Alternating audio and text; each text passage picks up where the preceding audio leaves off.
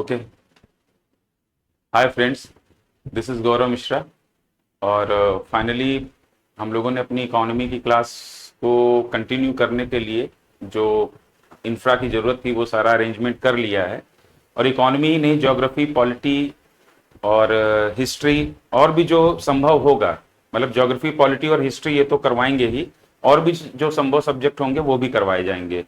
Actually क्या है कि मैं 3 महीने से कोशिश कर रहा था कि क्लासेस को कंटिन्यू किया जाए, आपको रेगुलर क्लासेस मिलें, क्योंकि मैं प्रीलिम से पहले भी यही चाहता था। लेकिन प्रॉब्लम ये आई कि इंफ्रा मेरे पास था नहीं। अब किसी और के इंफ्रास्ट्रक्चर या किसी और के स्टूडियो में आप पे करके भी वहां पर बहुत सारी प्रॉब्लम्स, टाइमिंग वगैरह का प्रॉब्लम्स होता रहता था। तो ये सारी प्रॉब्लम्स से कम आउट करने के लिए फाइनली मैंने ये डिसीजन लिया कि चलो अपना ही स्टूडियो सेटअप कर लेते हैं।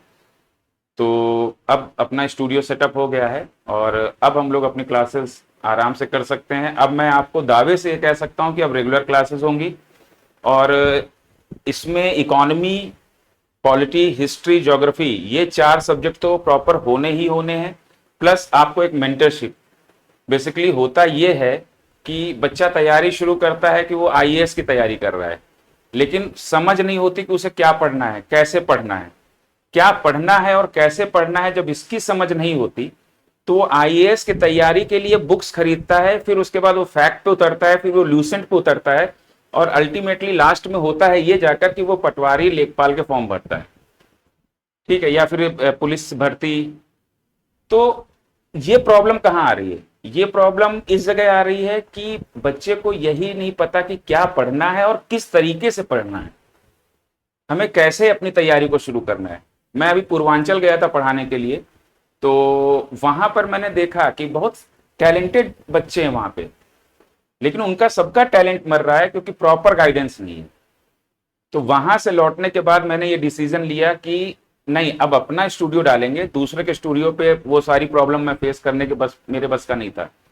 तो मैंने ये डिसीजन लिया कि अपना स्टूडियो डालेंगे, और अपना स्टूडियो डालने के बाद फिर अपने स्टूडियो से फिर मैं अपनी चीजों को अपने तरीके से करूंगा, गाइड करूंगा, मेंटर करूंगा। तो अब अपना स्टूडियो हो गया है। अब यहां से मैं आपको रेगुलर क्लास दे सकता हूं, मैं रेगुलरली आपको मेंटर कर सकता हूं, आपको बता सकता हूं, समझा सकता हूं कि आपको क्या पढ़ना है, कितना पढ़ना है और कैसे पढ़ना है, ठीक है।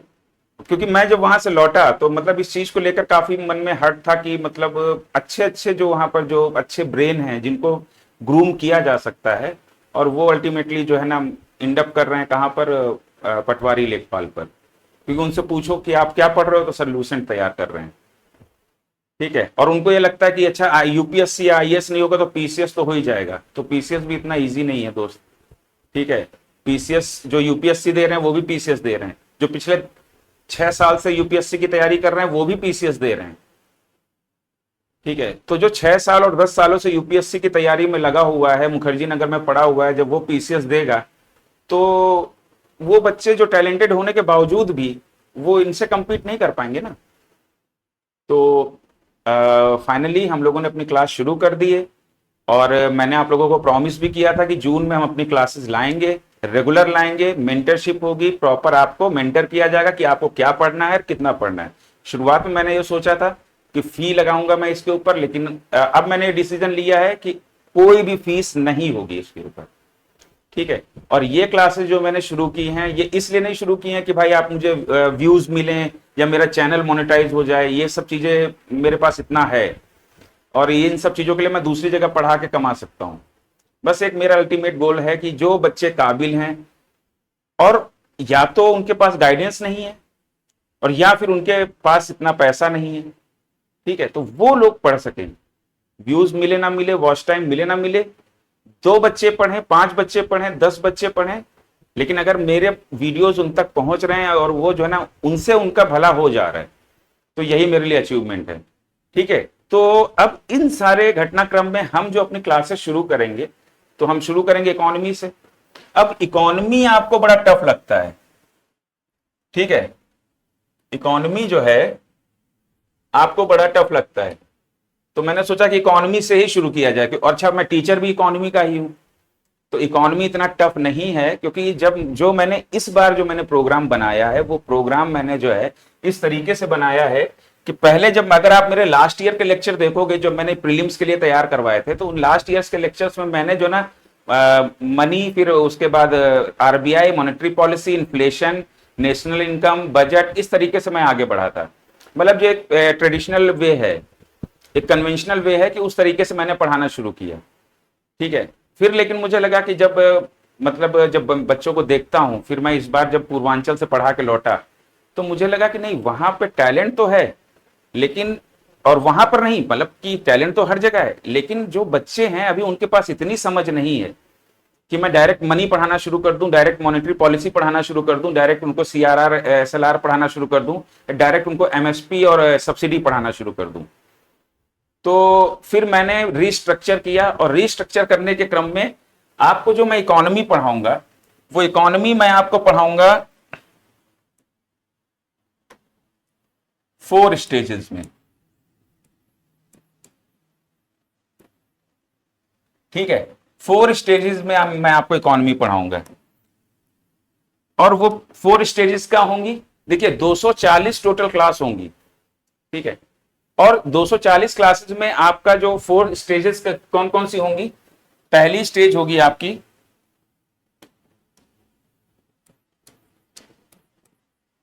बेसिक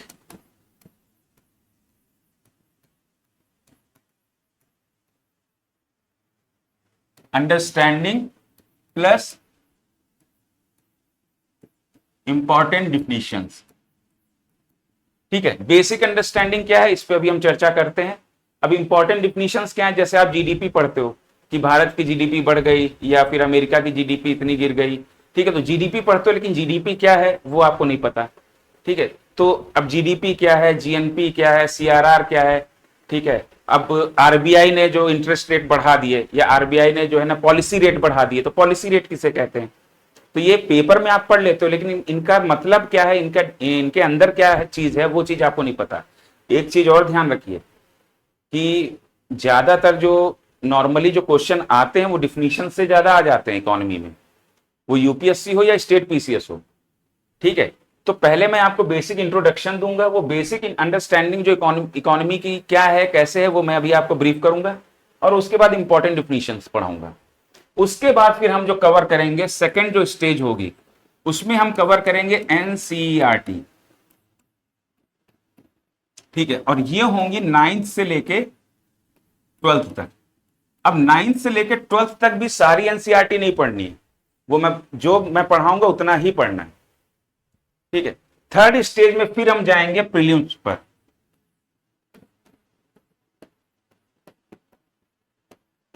ठीक है, फिर हम प्रीलिम्स का जो सिलेबस है वो कंप्लीट करेंगे। फिर उसके बाद हम 4th स्टेज में जाएंगे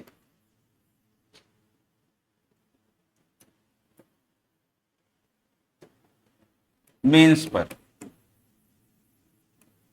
देखिए, जो ज्यादातर कोचिंग इंस्टीट्यूट्स में या फिर जो ज्यादातर टीचर पढ़ाते हैं वो बस प्रीलिम्स तक चल रहते हैं। ठीक है, और मेंस वाले जो टॉपिक्स हैं उनको क्या है, उनको या तो करंट के नाम पर छोड़ देते हैं, या फिर वो उनको जो है ज्योग्राफी के पार्ट के नाम पर छोड़ देते हैं। अब एग्रीकल्चर है, सब्सिडी है, एमएसपी है, इरिगेशन है, इनसे क्वेश्चन कहां से आते हैं? इनसे क्वेश्चन इकोनॉमी के अंतर्गत ही आते हैं ना, और ये किसके पार्ट है? ये मेंस के पार्ट है। तो ये सारे टॉपिक भी आपको कवर करवाऊंगा। तो मेंस का जो सिलेबस है वो पूरा मेंस का सिलेबस हम कवर करेंगे, प्रीलिम्स का सिलेबस हम कवर करेंगे, एनसीईआरटी कवर करेंगे, और बेसिक हम अपने डिफिनीशंस वगैरह देखेंगे। अच्छा, जब आप जो है ना बेसिक अंडरस्टैंडिंग आपकी डेवलप हो जाएगी, फिर उसके बाद आप इंपॉर्टेंट डिफिनीशंस आप समझ जाओगे।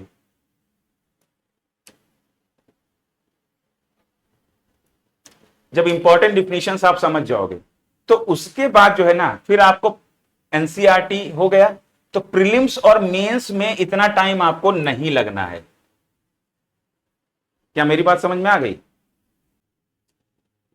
तो चलिए अब हम समझते हैं कि हम इकोनॉमिक्स को लेकर बेसिक अंडरस्टैंडिंग को पहले समझ लेते हैं कि इसके अंतर्गत हमें क्या पढ़ना है।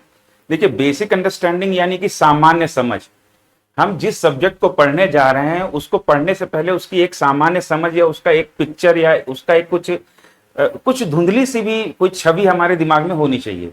जैसे हम हिस्ट्री पढ़ते हैं, ज्योग्राफी पढ़ते हैं, पॉलिटी पढ़ते हैं, तो हर सब्जेक्ट को पढ़ने का एक रीजन है। ठीक है। अब ज्यादातर बच्चों ने जो है ये सब्जेक्ट पहले पढ़े हुए होते हैं, लेकिन कुछ बच्चे ऐसे भी हैं जिन्होंने इकोनॉमिक्स को सिर्फ तैयारी के दौरान ही पढ़ा है। ठीक है, उससे पहले उन्होंने कभी पढ़ाई नहीं। सीबीएसई बोर्ड में अगर अगर किसी ने अगर अपनी पढ़ाई की है तो उसने तो पढ़ा होगा, लेकिन जो अदर बोर्ड्स हैं, और खासकर ये समस्या है जो हिंदी माध्यम के बच्चे हैं। ठीक है, तो हम पहले जो ना जिस सब्जेक्ट को हम पढ़ने जा रहे हैं उसको लेकर हम एक सामान्य समझ अपने अंदर डेवलप कर लें। ठीक है, और उसके बाद फिर जो है ना, फिर हम उस सब्जेक्ट में स्टेप बाय स्टेप गहराई से उतरेंगे। ठीक है, तो अब बेसिक अंडरस्टैंडिंग यानी सामान्य समझ में आपको क्या देखना है?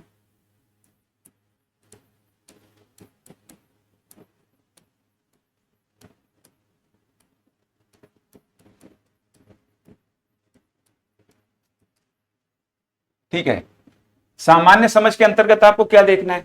तो हमारा जो सिलेबस है, सिलेबस में दिया गया है कि भारतीय अर्थव्यवस्था, इंडियन इकोनॉमी। अब ये अर्थव्यवस्था आई है अर्थशास्त्र से, इकोनॉमिक्स से। ठीक है, तो हमें सबसे पहले यह जानना होगा कि इकोनॉमिक्स क्या है। ठीक है, अर्थशास्त्र क्या है। तो हमें सबसे पहले क्या जानना होगा कि अर्थशास्त्र क्या है। अर्थशास्त्र, इकोनॉमिक्स क्या है। ठीक, अब क्या है, फिर उसके बाद अब हमें जानना है कि यह कितने प्रकार का होता है। तो इसके टाइप्स को भी जानना है आपको, कितने टाइप्स का होता है। माइक्रो और मैक्रो।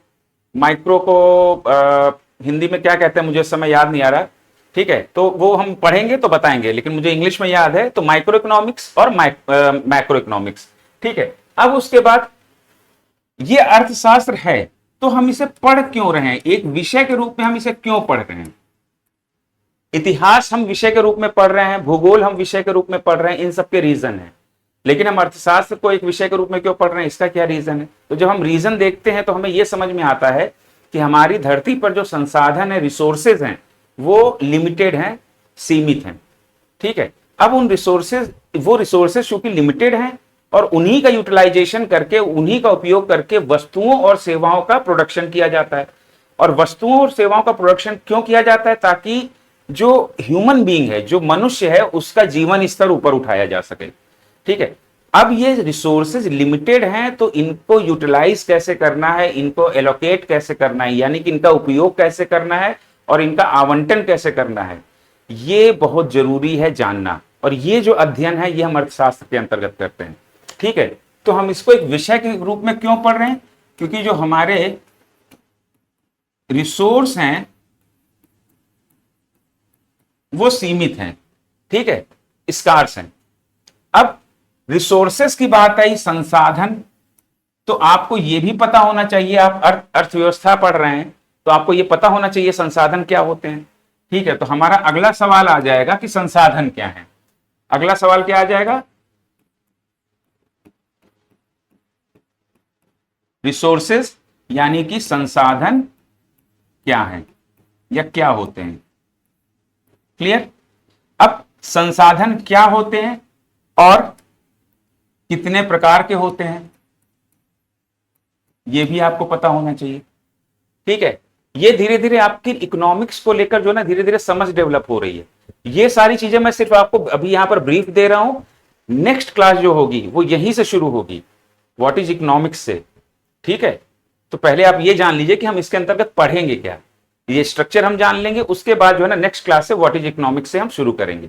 ठीक है, अब ये कितने प्रकार के होते हैं संसाधन। अब चूंकि ये संसाधन सीमित हैं, ये संसाधन सीमित हैं, तो एक बड़ा सवाल ये निकल के आता है कि इनका उपयोग और इनका आवंटन कैसे किया जाता है या कौन करता है। ठीक है, क्योंकि सीमित है ना, तो इनको तो मैनेज करना पड़ेगा। तो कौन मैनेज कर रहा है, कैसे मैनेज कर रहा है। उपयोग यानी कि यूटिलाइजेशन और आवंटन यानी कि एलोकेशन।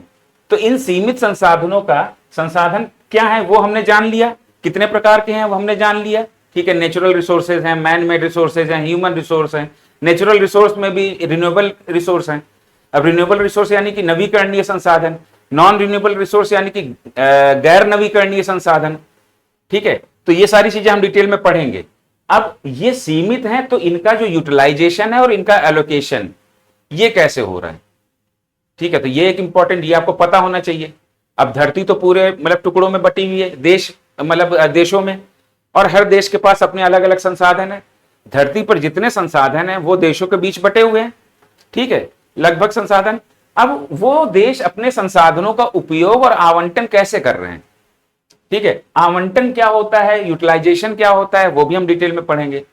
अब ये कैसे हो रहा है, तो ये डिपेंड करता है, ये जो चीज डिपेंड करती है, ये डिपेंड करती है कि उस पर्टिकुलर कंट्री, उस पर्टिकुलर देश में आर्थिक प्रणाली यानी कि इकोनॉमिक सिस्टम कौन सा है, ये कैसा है। ठीक है, तो अब हमें अगली नेक्स्ट बात क्या जाननी चाहिए, हमें अगला नेक्स्ट ये पता होना चाहिए तीसरे नंबर पे कि आर्थिक प्रणाली क्या होती है या इकोनॉमिक सिस्टम, इकोनॉमिक सिस्टम क्या होता है, आर्थिक प्रणाली क्या होती है। अब आप एनसीईआरटी में पढ़ोगे, पेपर में पढ़ते हो, ठीक है, कि हमारी आर्थिक प्रणाली, या कभी बजट में बोला गया। ठीक है, तो ये आर्थिक प्रणाली क्या होता है ये आपको पता होना चाहिए। अब ये आर्थिक प्रणाली क्या होता है और ये कितने प्रकार की होती है आर्थिक प्रणाली। भाई आर्थिक प्रणाली यानी क्या, व्यवस्था। अब ये जो व्यवस्था है ये अलग अलग भी हो सकती है, और ये जरूरी नहीं कि पूरी दुनिया में एक जैसी व्यवस्था है।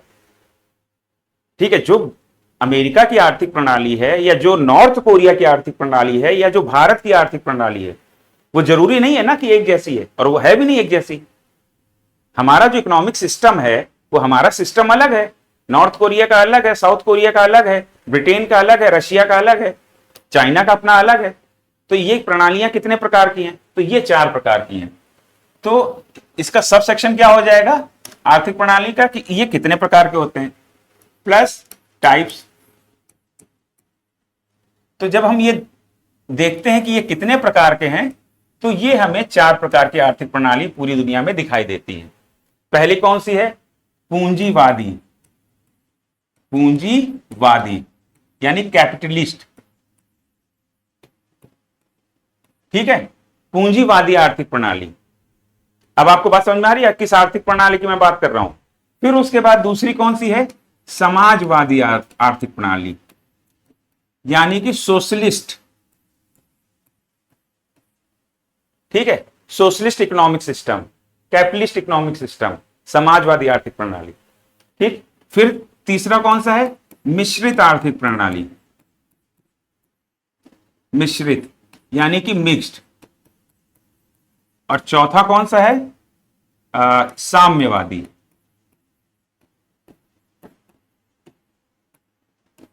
कम्युनिस्ट।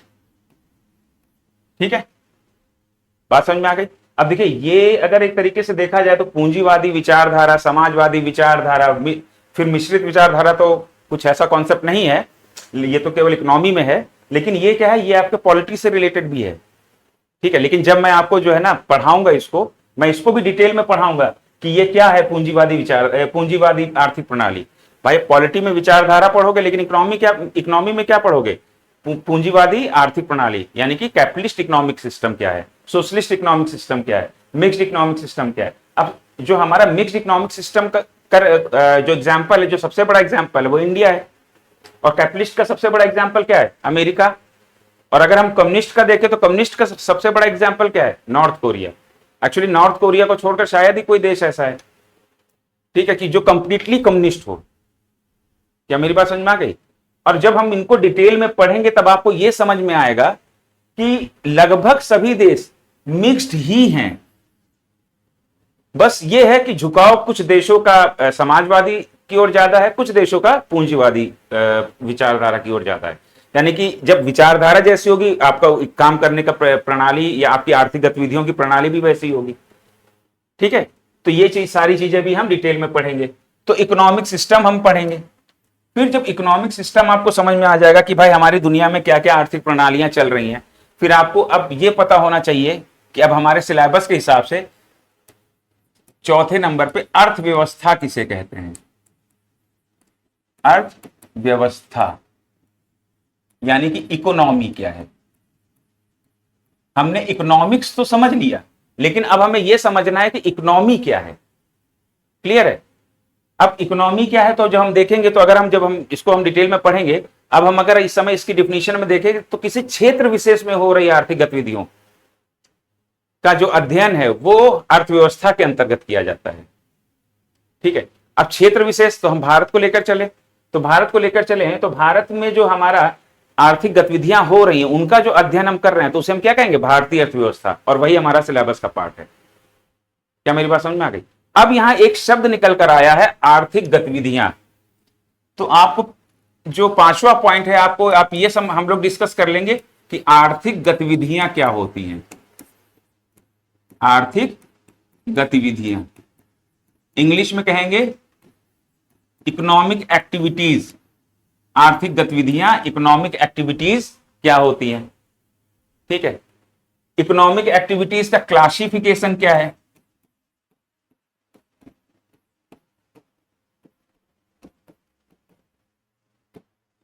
ठीक है, any activity which is related which is attached with the cost, that is called economic activity. कोई भी ऐसी गतिविधि जो कीमत से जुड़ी हुई हो या जिसके साथ कीमत जुड़ जाए वो आर्थिक गतिविधि या इकोनॉमिक एक्टिविटी कहलाती है। ठीक है, अब इन आर्थिक गतिविधियों का जो क्लासिफिकेशन है तो वो क्या है, अगर हम मोटा मोटा देखें तो वो क्या क्लासिफिकेशन है, तीन प्रकार की हमारी गतिविधियां हैं। हमारी जो आर्थिक गतिविधियां हैं वो तीन क्षेत्रों पे या तीन स्तर पर हैं, या तीन क्षेत्रों के अंतर्गत उन्हें क्लासिफाइड किया गया है। कौन कौन से हैं वो? एग्रीकल्चर एंड एलाइड एक्टिविटीज, कृषि एवं संबंधित गतिविधियां। दूसरा क्या है? Manufacturing and industry. और तीसरा क्या है आपका? सर्विस। ठीक है, तो ये तीन क्षेत्र हैं जिनके अंतर्गत भारत में आर्थिक गतिविधियां हो रही हैं। ठीक है, तो इनका हम जो है ना क्षेत्रीय इनका वर्गीकरण भी देख लेंगे, और हम साथ में ये भी देख लेंगे कि इन तीनों क्षेत्रों का जो योगदान है वो कितना है। भाई, कृषि का, इंडस्ट्री का और सर्विस का। ठीक है, इनका योगदान आपका एम्प्लॉयमेंट में, यानी कि रोज कितने लोगों को ये रोजगार दे रहे हैं, जीडीपी में इनका क्या योगदान है। ठीक है, तो इस पर भी हम चर्चा कर लेंगे। क्या मेरी बात समझ में आ गई? फिर उसके बाद अगली चीज जो हम पढ़ेंगे, तो आर्थिक गतिविधियां पढ़ ली, फिर हम पढ़ लेंगे फैक्टर्स ऑफ प्रोडक्शन, उत्पादन के साधन क्या होते हैं। अब हम वस्तुओं और सेवाओं का उत्पादन की बात कर रहे हैं, हम अर्थशास्त्र के अंतर्गत वस्तुओं और सेवाओं का जो उत्पादन होता है तो वो जो गतिविधियां हो रही हैं उनका हम अध्ययन कर रहे हैं। तो ये उत्पादन कैसे हो रहा है, इस उत्पादन को होने में किन चीजों की जरूरत पड़ रही, तो उसके लिए हम क्या पढ़ेंगे कि फैक्टर्स ऑफ प्रोडक्शन क्या है, कौन कौन से हैं। फैक्टर्स ऑफ प्रोडक्शन यानी कि उत्पादन के साधन कौन से हैं। क्या मेरी बात समझ में आ गई? और जब हम इसको डिटेल में पढ़ेंगे तब आपको समझ में आएगा कि जो हमारे उत्पादन के साधन है, जो कि चार होते हैं, जो हमारे संसाधन है वही हमारे उत्पादन के साधन है। जब हम पढ़ेंगे तब आपको समझ में आएगा, जो हमारे रिसोर्सेज हैं वही हमारे फैक्टर्स ऑफ प्रोडक्शन है, जो हमारी धरती के संसाधन है वही उत्पादन के साधन है। क्या मेरी बात समझ में आई? अब उत्पादन के साधन अगर जब हम इसको डीप में जाएंगे तो ये चार हैं। कौन कौन से हैं? Land, labour, capital, entrepreneurship.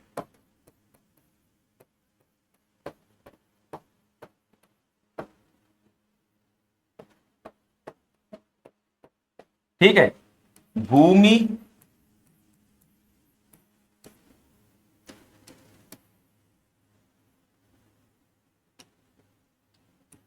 श्रम, पूंजी, उद्यमिता। ठीक है, इनके बारे में हम पढ़ेंगे। अब यहां पर हम पूंजी क्या होती है, ये बहुत इंपॉर्टेंट चीज है भाई। श्रम क्या है? तो आदमी का जो मजदूरी कर रहा है आदमी, वही श्रम है। वो चाहे मानसिक मजदूरी करे, चाहे फिजिकल यानी कि शारीरिक मजदूरी करे। अगर कोई ऑफिस में बैठकर, एसी ऑफिस में बैठकर काम कर रहा है तो वो मानसिक मजदूरी हो गई, और कोई अगर बाहर फावड़ा चला रहा है तो वो शारीरिक मजदूरी हो गई। तो इसको तो समझने की जरूरत है नहीं। भूमि क्या है? तो भूमि को हम डिटेल में पढ़ लेंगे। अब यहां पर पूंजी क्या होती है? पूंजी मतलब कि कोई भी ऐसी चीज, कोई भी ऐसा विचार, कोई भी ऐसा व्यक्ति, कोई भी ऐसा साधन जो आय का सृजन करे, उसे हम कैपिटल या पूंजी कहते हैं, वो हम पढ़ेंगे। ठीक है। अब ये पूंजी जो है ना, प्रोडक्शन के टर्म्स में ये पूंजी कितने प्रकार की होती है? तो दो प्रकार की होती है, फिक्स्ड कैपिटल और आपका वर्किंग कैपिटल। ठीक है। स्थिर पूंजी और कार्यशील पूंजी। अब स्थिर पूंजी क्या होती है, कार्यशील पूंजी क्या है, ये हम डिटेल में पढ़ेंगे। फिर उसके बाद जो है हम कुछ और चीजें पढ़ लेंगे, जैसे एक हमारी नॉर्मल अर्थव्यवस्था हो गई, तो उसमें उसके बाद हम ये भी पढ़ेंगे कि हरित अर्थव्यवस्था क्या होती है। हम यहीं पर पढ़ के चलेंगे आगे। जब हम यहीं से पढ़ के जब आगे चलेंगे, जब हम शुरुआत करेंगे, तो ये हमारा क्या, ये हमारा बेस मजबूत हो गया। ये हमारा होमवर्क हो रहा है। फिर हम एनसीईआरटी से अपने होमवर्क को और मजबूत कर लेंगे, फिर प्रीलिम्स में जाएंगे, फिर मेंस में जाएंगे। तो इकोनॉमी अपने आप आपको इजी हो जाएगा कि नहीं हो जाएगा? और अभी जितना आप देख रहे हो, मतलब कि आपको धीरे धीरे महसूस होने लगेगा, और आपको होना भी शुरू हो गया होगा कि इतना टफ नहीं है। तो अब ग्रीन जीडीपी के ग्रीन इकोनॉमी क्या होता है, हरित अर्थव्यवस्था क्या है, सर्कुलर इकोनॉमी क्या होता है, चक्रीय अर्थव्यवस्था क्या है, इस बार क्वेश्चन भी आया है। फिर आपका डिजिटल इकोनॉमी क्या होता है, इनके बारे में भी हमें जानकारी लेना जरूरी है। तो ये सारी चीजें हम पढ़ने के बाद, फिर उसके बाद हम ये कह सकेंगे कि अब हमें थोड़ा बेसिक हमें हो गया कि हाँ, अर्थशास्त्र क्या होता है, अर्थव्यवस्था क्या होती है। हम किस मतलब हम जिस जगह स्विमिंग करने जा रहे हैं या जहां गोता लगाने जा रहे हैं, वहां का गहराई का थोड़ा बहुत हमें अनुमान हो गया है। अब आप बिल्कुल ब्लाइंड नहीं हो। अब आप मैं आपको directly monetary policy, RBI, banking, CRR, SLR और repo rate, reverse repo rate, ये सब पढ़ाना शुरू कर दूं, और उसके बाद फाइनेंशियल इंस्टीट्यूशंस, फाइनेंशियल मार्केट, ठीक है, बैलेंस ऑफ पेमेंट, तो आपके बाउंस कर जाएगा। और खासकर देखिए, मैं यहां पर जो मैंने क्लास शुरू की है, मेरा मोटो है कि जो सबसे कमजोर है और उसके मन में इच्छा है कि हाँ मुझे पढ़ना है, तो वो उसको मैं साथ लेकर चलूं। ठीक है। मैं उस किसी भी स्टूडेंट से ये उम्मीद नहीं कर रहा कि वो जंप करके मुझे हाथ दे कि हाँ सर मेरा हाथ पकड़ लो। मैं उतर के आऊंगा और हाथ पकड़ के लेके चलूंगा। ठीक है। तो यहां पर मास्टर कोई नहीं है, आपको भले ही लगता होगा, लेकिन जब आप पढ़ना शुरू करोगे तो आपको लगेगा कि बहुत सारी चीजें तो आपने मिस कर दी। तो धैर्य से इन क्लासों के साथ जुड़िए और धैर्य के साथ इन क्लासों को करना शुरू करिए। ठीक है। हम बेसिक करने के बाद, फिर उसके बाद जब हम नॉर्मल डिफिनीशन समझ लेंगे, उसके बाद फिर जब हम एनसीईआरटी समझ लेंगे, तो उसके बाद आपको खुद ही महसूस हो जाएगा कि आपका 70% इकोनॉमी तो आपने कर लिया। क्या मेरी बात समझ में आई? तो सबसे कमजोर बच्चे का हाथ लेकर मुझे चलना है। ठीक है। और अब मैं यहां पर कोई ज्ञान फेंकने के लिए नहीं हूं, मैं यहां पर सिखाने के लिए हूं। तो सबसे कमजोर बच्चा जो होगा मैं उसको लेकर चलूंगा। ठीक है। तो आप लोग भी धैर्य के साथ पढ़ेंगे तो नई चीजें सीखते रहेंगे। तो अब आज की क्लास यहीं खत्म करते हैं। ठीक है। तो हमने ये समझ लिया कि हम अपनी इकोनॉमी को 4 स्टेजेस यानी कि 4 चरणों में कंप्लीट करेंगे। और वो 4 चरण क्या है? बेसिक अंडरस्टैंडिंग हमारा, एनसीईआरटी, प्रीलिम्स और उसके बाद मेंस। और उसके लिए हमने टोटल जो क्लासेस डेडिकेट की हैं वो 240 हैं।